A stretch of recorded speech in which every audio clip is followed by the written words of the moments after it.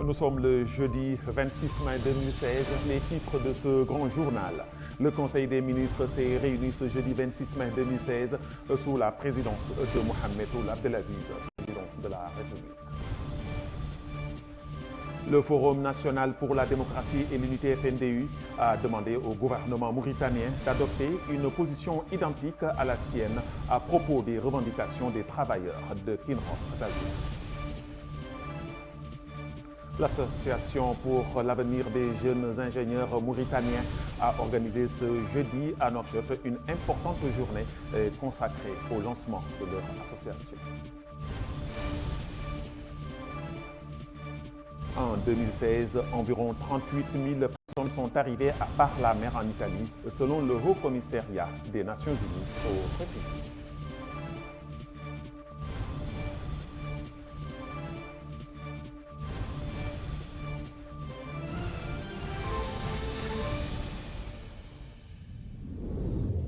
Bonsoir et bienvenue dans ce journal. Le Conseil des ministres s'est réuni ce jeudi 26 mai 2016 sous la présidence de Mohamed Ould Abdelaziz, président de la République. Le Conseil a examiné et adopté certains projets de décret. Explication Mansour Tourad. Effectivement, le Conseil a examiné et adopté les projets de décret suivants.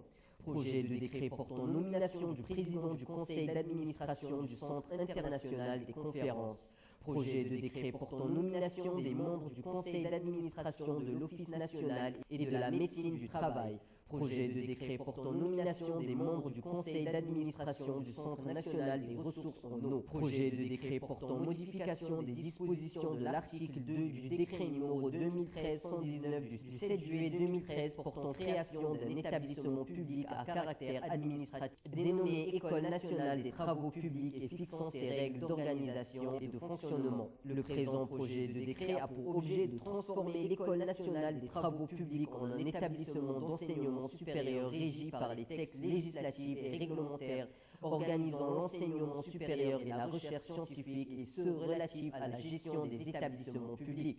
Le ministre des Affaires étrangères et de la coopération a présenté une communication relative à la situation internationale. Le ministre de l'Intérieur et de la décentralisation a présenté une communication relative à la situation intérieure. Le ministre de l'Économie et des Finances et la ministre du Commerce, de l'Industrie et du Tourisme ont présenté une communication conjointe relative à l'opération du Ramadan pour l'année 2016. Cette communication présente l'état de préparation de l'opération Ramadan 2016 dont le lancement est prévu incessamment pour mettre à la disposition des populations nécessiteuses les denrées alimentaires de base durant le mois béni du Ramadan.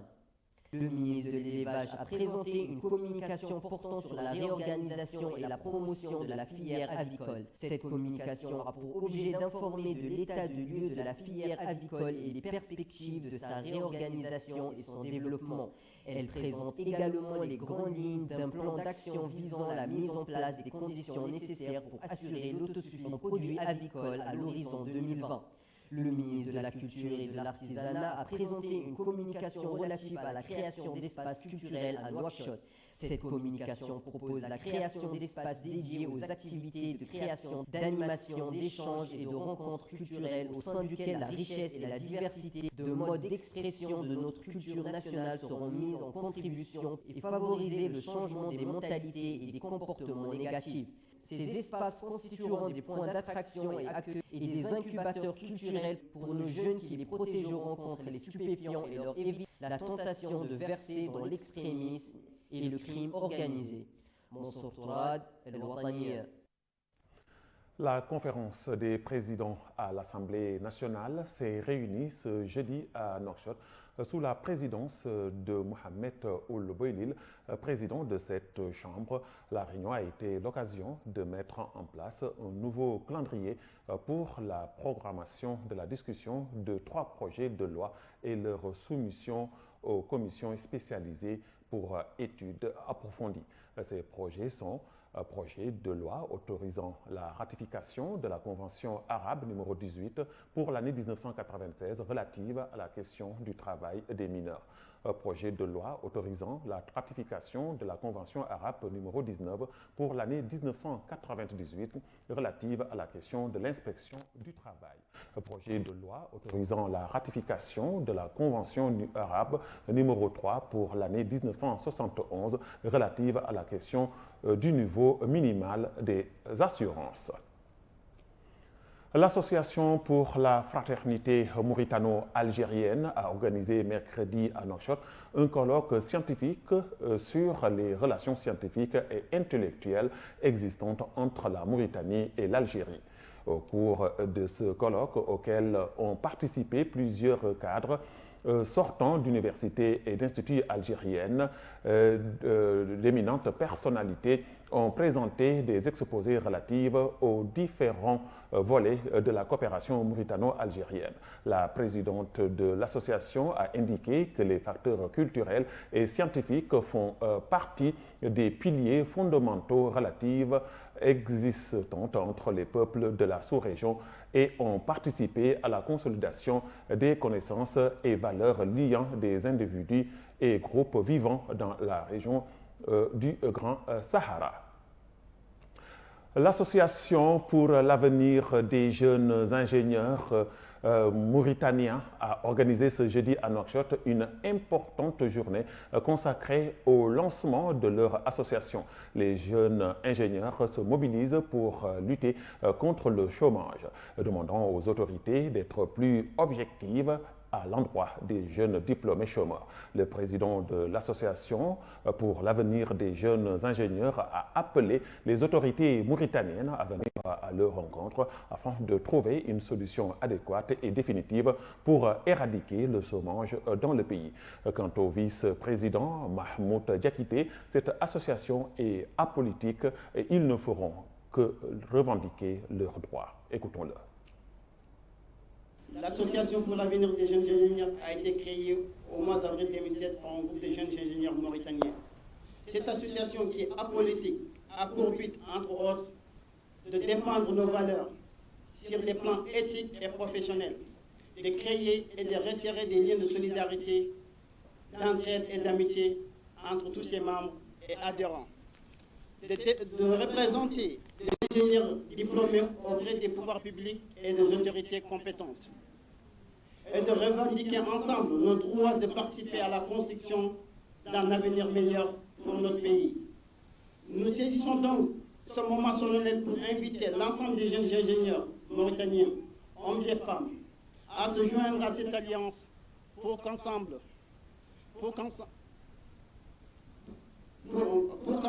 nous puissions jouir d'un avenir professionnel meilleur pour le bien de notre chère Mauritanie. Déclinant sa vision sur l'unité nationale, le mouvement pour la refondation, MPR, propose l'instauration de la politique de rattrapage particulièrement pour les communautés victimes d'oppression historique, haratine et violences d'État, les négros africains. Des concessions doivent être faites aux groupes primaires tant du point de vue de la répartition du pouvoir que de la location des ressources publiques et des droits culturels. Ce pour ressorber des fractures sociales récentes ou anciennes dans la question du passif humanitaire et toutes les formes d'esclavage et de principes associés, la protection des communautés contre la violence d'État ainsi que des mesures de rattrapage demeure un impératif catégorique.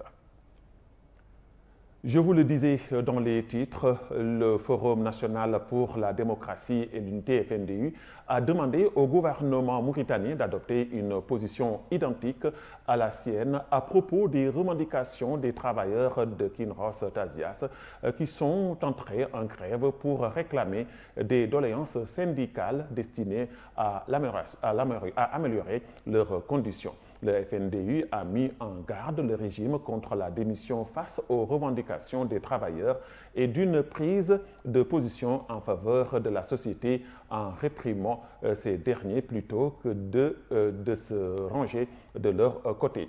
Il a ensuite demandé au gouvernement l'ouverture d'une enquête indépendante, plus particulièrement à propos de cette société, mais plus généralement des autres sociétés minières opérant dans le pays. Le communiqué du FNDU ajoute par ailleurs que ce mouvement de grève intervient dans un contexte où le pays a connu un pillage sans précédent de ses richesses minières très importantes par des sociétés qui ont profité d'une gabegie généralisée du régime actuel au détriment du pays en général et des travailleurs en particulier. Le président de l'Alliance nationale démocratique, Yacoub Oulmoïne, a dit que son souhait est de voir toutes les parties composantes du pays se retrouver dans une même table. Alors que l'opposition tient toujours à ses sacro-saints préalables à tout dialogue, à savoir une réponse écrite, la crise politique se manifeste comme l'échec de la majorité comme de l'opposition à pouvoir mener un dialogue, car cela demande une hauteur d'esprit dont personne n'a jusqu'ici fait preuve. Le président de l'Alliance nationale démocratique sera bien dans les prochaines consultations qui est prévue dans quelques semaines, a annoncé le président mauritanien Mohamed Ould Abdelaziz lors de sa dernière déclaration à la presse à Nouadhibou que le dialogue politique se déroulera comme prévu et des contacts intensifs sont en cours avec les différentes parties prenantes pour qu'il en soit ainsi. Relevons qu'il y a une forte volonté politique de respecter les délais à cet égard. À Rosso, 2 éléments de la garde nationale ont été blessés dans la nuit du lundi à mardi aux environs de 23 heures pendant qu'ils traquaient des trafiquants de vin en provenance du Sénégal. Les gardes ont été blessés lorsqu'ils étaient aux trousses d'une bande de Sénégalais en possession de 60 bouteilles de whisky et qui tentaient de s'infiltrer dans le territoire mauritanien. L'opération a fini par l'arrestation du trafiquant en question. L'un des trafiquants qui était en état d'ivresse a blessé avec une arme blanche les gardes mentionnés. L'actualité internationale en bref et en images avec Anissa Tahar.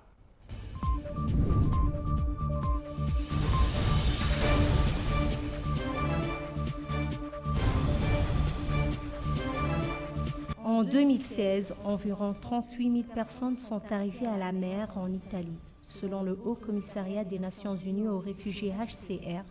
Un chiffre en baisse, indique à RFI Barbara Molinario, porte-parole à Rome du HCR, qui rappelle qu'en 2015, il y avait eu jusqu'à la même époque 50 000 arrivées. Nous nous attendons à ce que moins de personnes tentent cette traversée qui a lieu en général entre la Libye et le sud de l'Italie. Ajoute Madame Molinario, parmi les personnes arrivées sur les côtes italiennes, on trouve comme d'habitude des migrants économiques, mais aussi des gens qui fuient les guerres et les persécutions, indique-t-elle, déplorant de nombreuses pertes en Méditerranée. La traversée entre la Libye et l'Italie est extrêmement dangereuse et beaucoup de gens y laissent leur vie. Rien que cette année, 1400 personnes sont mortes pendant les traversées, rappelle la porte-parole du HCR à Rome.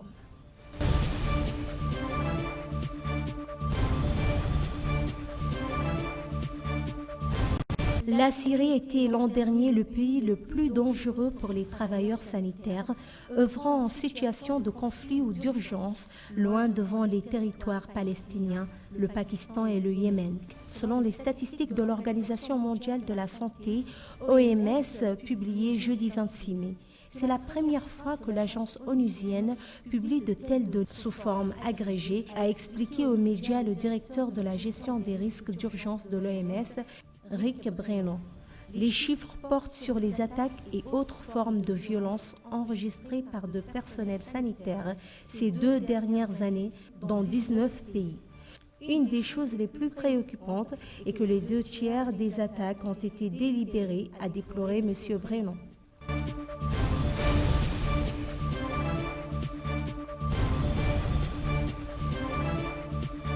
Ces derniers ont déclenché une opération de sécurisation de la zone et de poursuite des assaillants. Ils tombent sur 3 civils, un vieux berger, son enfant et un autre mineur. L'un des 2 survivants se souvient, il a entendu des coups de feu. Paniqué, le troupeau qu'il conduisait se disperse. Il voit même des animaux tomber. Et puis, ils sont tous 3 arrêtés, violemment. Lui sera attaché aux mains. Mon père, battu à coups de crosse, tombe avant d'être brutalement relevé, témoigne-t-il. Des coups de crosse. Il en a également reçu selon ses déclarations. Ces derniers ont déclenché une opération de sécurisation de la zone de poursuite des assaillants. Ils tombent sur 3 civils, un vieux berger, son enfant et un autre mineur. L'un des 2 survivants se souvient, il a entendu des coups de feu. Paniqué, le troupeau qu'il conduisait se disperse. Il voit même des animaux tomber. Et puis, ils sont tous 3 arrêtés, violemment. Lui sera attaché aux mains. Mon père, battu à coups de crosse, tombe avant d'être brutalement relevé. Témoigne-t-il des coups de crosse? Il en a également reçu, selon ses déclarations.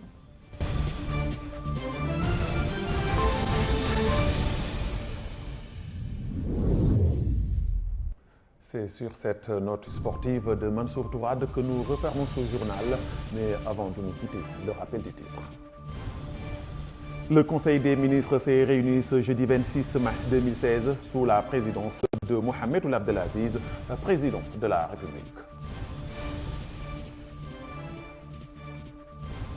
Le Forum national pour la démocratie et l'unité FNDU a demandé au gouvernement mauritanien d'adopter une position identique à la sienne à propos des revendications des travailleurs de Kinross Tazias. L'Association pour l'avenir des jeunes ingénieurs mauritaniens a organisé ce jeudi à Nouakchott une importante journée consacrée au lancement de leur association. En 2016, environ 38 000 personnes sont arrivées par la mer en Italie, selon le Haut Commissariat des Nations Unies aux réfugiés.